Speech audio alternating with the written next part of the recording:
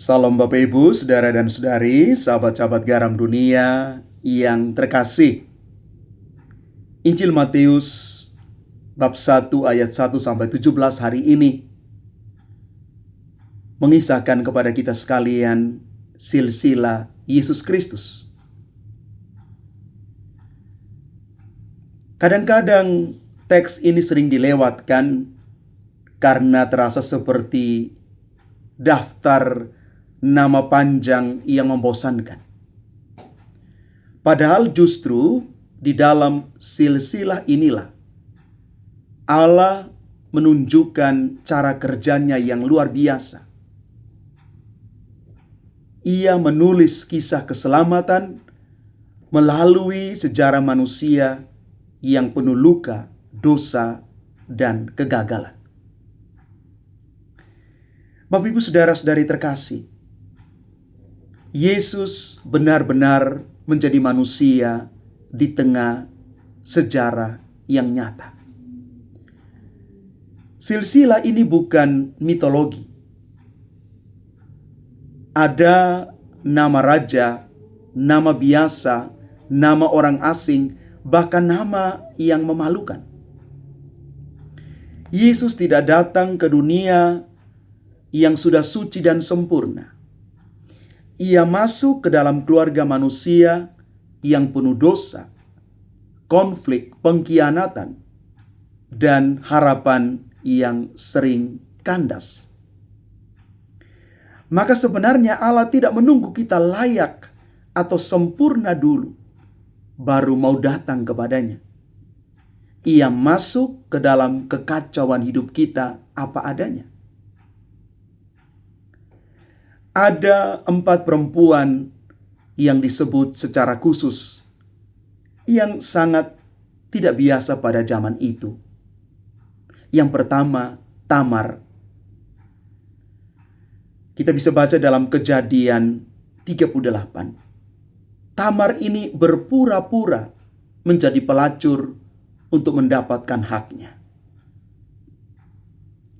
Ada juga Rahab dalam kitab Yosua 2. Dia adalah seorang pelacur Kanaan, tetapi beriman kepada Allah Israel. Rut yang ketiga, orang Moab, bangsa yang dikutuk dalam perjanjian lama, tetapi setia dan menjadi nenek moyang Daud. Dan yang terakhir, istri Uria, Batsheba. Dia terlibat skandal perzinahan dan pembunuhan dengan Daud. Mengapa Matius yang menulis untuk orang Yahudi memasukkan perempuan-perempuan bermasalah ini? Karena memang dari awal rencana Allah sudah terbuka bagi orang berdosa, orang asing, orang yang tidak layak, mereka yang dianggap bukan siapa-siapa. Yesus adalah Mesias bagi semua orang. Bukan hanya bagi orang yang darahnya murni atau riwayat hidupnya bersih. Bapak Ibu Saudara-saudari terkasih,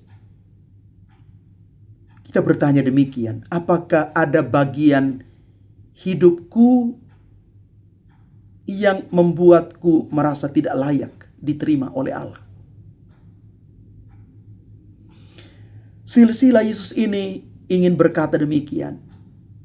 Justru dari situlah Allah sering bekerja paling indah atas hidup seseorang.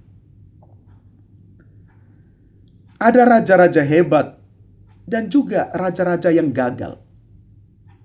Ada Daud dan Salomo yang agung, tapi juga Manasye, raja paling jahat dalam sejarah Israel. Kita bisa membaca dalam 2 Raja-Raja 21. Bahkan di dalam garis keturunan Mesias ada orang yang pernah menyembah berhala, membunuh para nabi, dan menghancurkan bangsa. Allah tetap setia pada janjinya kepada Abraham dan Daud, meskipun manusia sering gagal total. Janji Allah tidak tergantung pada kesempurnaan kita, tapi pada kesetiaan Allah itu sendiri.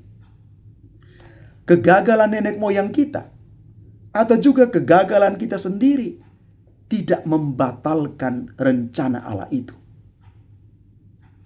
Bapak Ibu Saudara-saudari terkasih, dalam Injil Matius ini kita boleh menemukan struktur 3 kali 14 generasi. Apa maksudnya?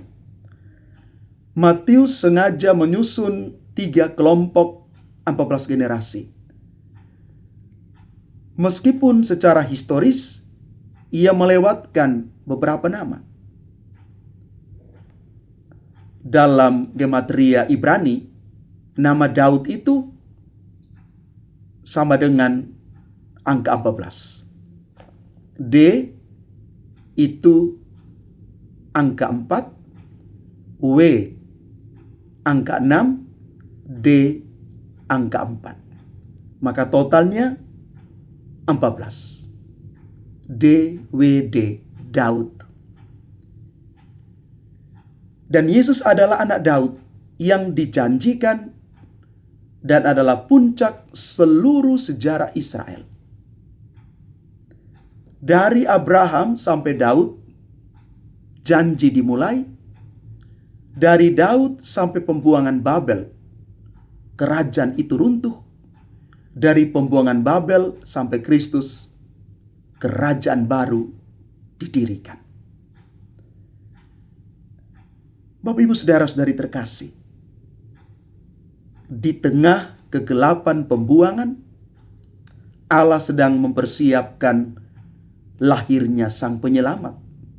Masa-masa sulit dalam hidup kita sering menjadi saatnya pembuangan Babel yang justru mendahului kelahiran kembali. Kita kadang-kadang mengalami keterbuangan ini. Tetapi mari kita yakin dan percaya, justru inilah saatnya kelahiran kembali akan dipercayakan kepada kita. Kita lahir baru di dalam Tuhan karena dibentuk dan didewasakan oleh Tuhan sendiri. Bapak Ibu Saudara-saudari terkasih, semoga silsilah Kristus yang kita baca, yang kita renungkan, yang mungkin tampak membosankan ini, menjadi pengingat bagi kita semua bahwa Allah sedang menulis kisah yang indah, bahkan melalui halaman-halaman, lembar demi lembar yang paling suram dalam hidup kita. Allah sementara menuntun hidup kita. Allah sementara menyelamatkan kita. Bukan dari mana kita berasal, tapi bagaimana kita menjadikan seluruh hidup kita ini menjadi semakin bermakna karena kita sungguh dikasihi oleh Tuhan. Tuhan memberkati kita sekalian. Amin.